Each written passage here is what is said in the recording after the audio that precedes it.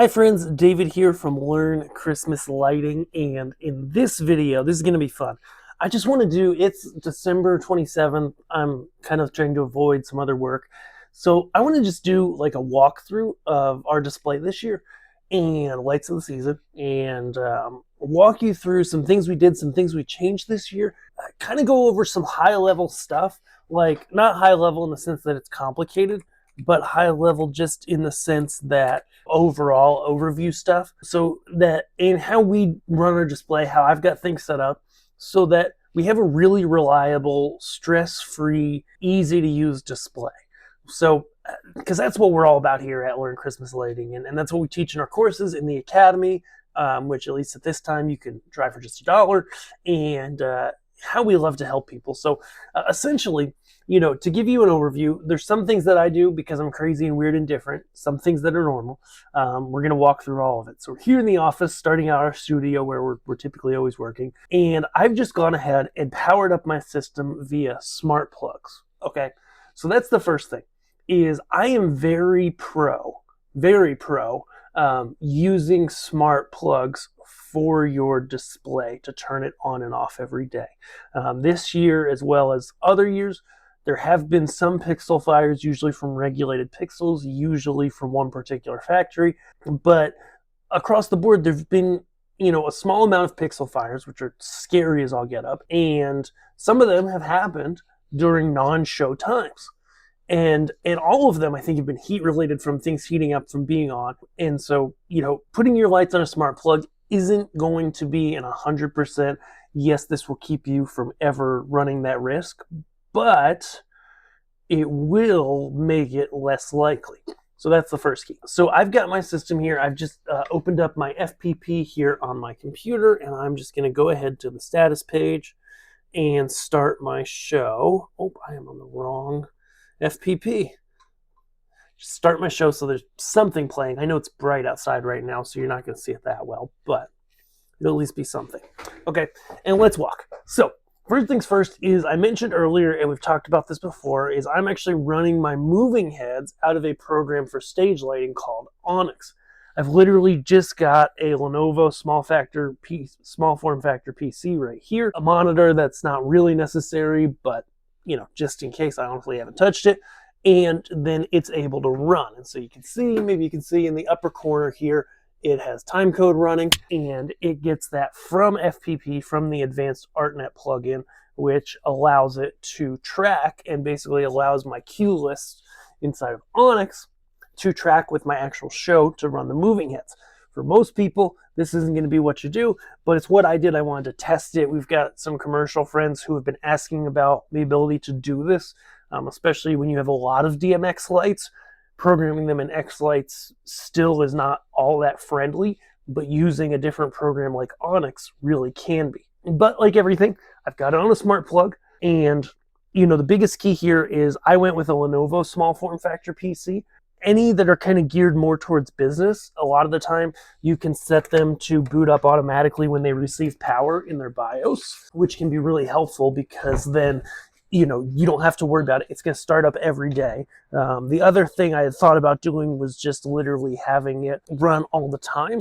But again, if there's a power outage, you're stuck, right? It doesn't restart. So having a small form factor PC or even a laptop, I guess, would work.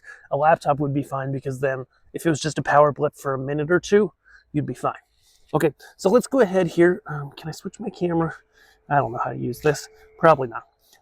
So here we are, we've got the display out in the yard, and a lot of people ask about like our controllers and our setup there, what we do, how we've got things set up. I am a big proponent of FPP-based wireless controllers. Why? Because when you do that, you avoid having to have cables across walkways. So we've got our central walkway here to our front door, and it is completely clear.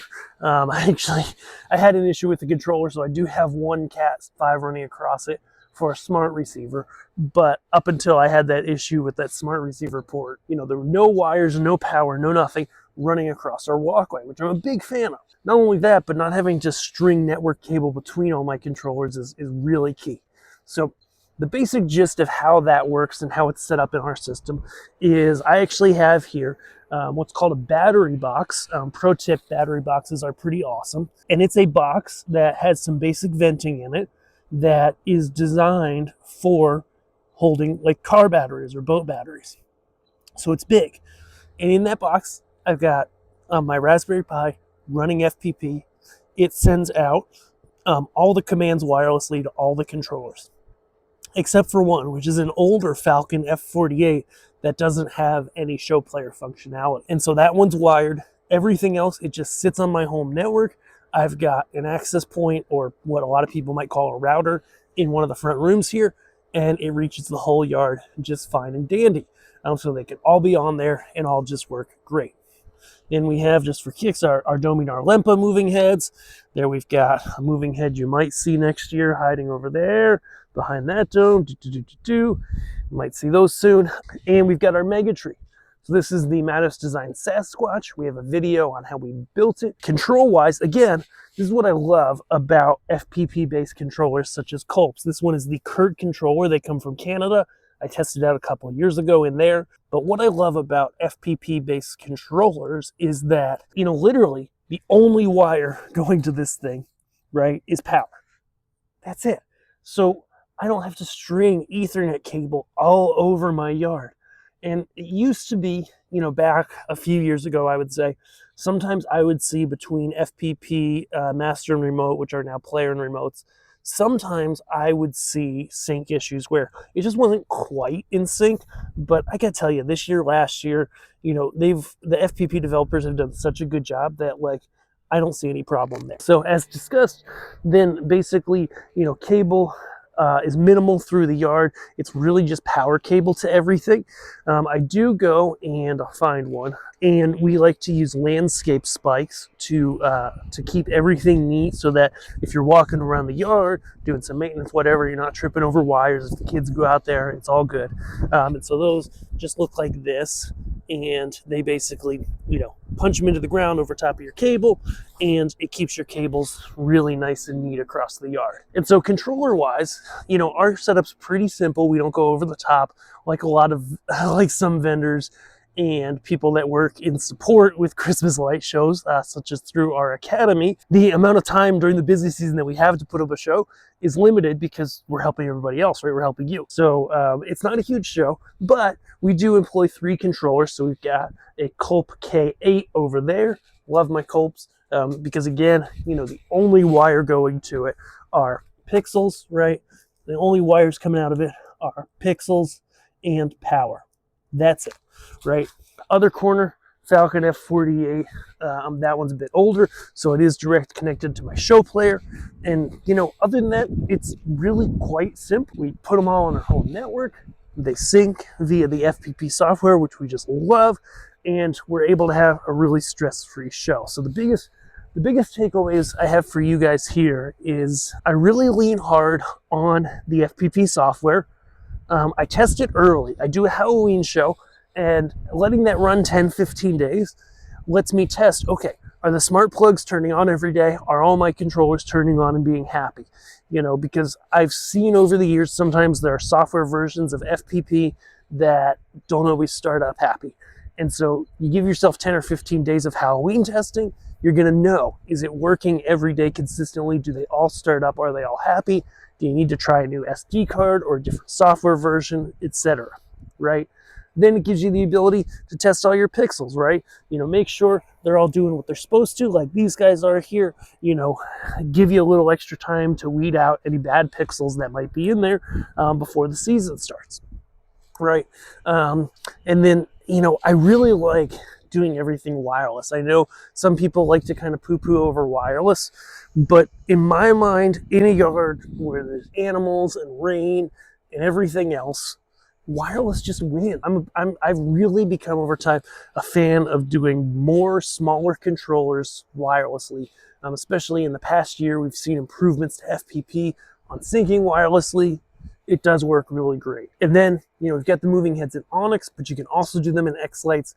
Big fan of the moving heads, obviously, as we have the Dominar beams, the Dominar Lempas, and maybe something new next year from that regard. But, whatever you do, If you use moving heads, you probably do want to turn down your brightness lower than 100%. And then, ultimately, kind of the biggest tip that I have on a stress-free show, and we talk about this in our courses a lot, so this is kind of a bonus that we don't always mention publicly, is keep the number of pixels in each prop, or in each port, rather, on a controller low. Okay, why? Across my yard, there are all these different props, trees, mega tree, matrices, etc. But they all have pretty low amounts of pixels per port, usually under 200. I'm considering even going less in the future. Why? Because if you get a bad pixel, if you get a bad string, you get something going wrong, guess what?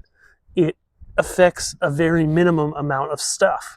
And, that means you have to be less in a hurry to fix it, which makes your life less stressful. So hopefully this helps you, whether you're new to the hobby, whether you've done this before. Just a quick little tour of our show. If you're brand new to this, check out our guide, 4 things I wish I really, really, really wish I knew before I started in Christmas lighting.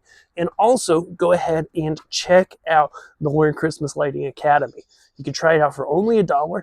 It's our complete guide. It's the only A to Z guide out here online that walks you through literally everything in creating your first Christmas light display. We cover it all, and our methods help you to make it as stress-free of a display as possible. So you're not out there in the dark, in the cold, fixing stuff. You just have a display that generally works really well. And when things do go wrong, you have the tools and the knowledge to fix it and get it going fast. If that sounds good, check it out, and we'll see you guys in our next video. Thanks.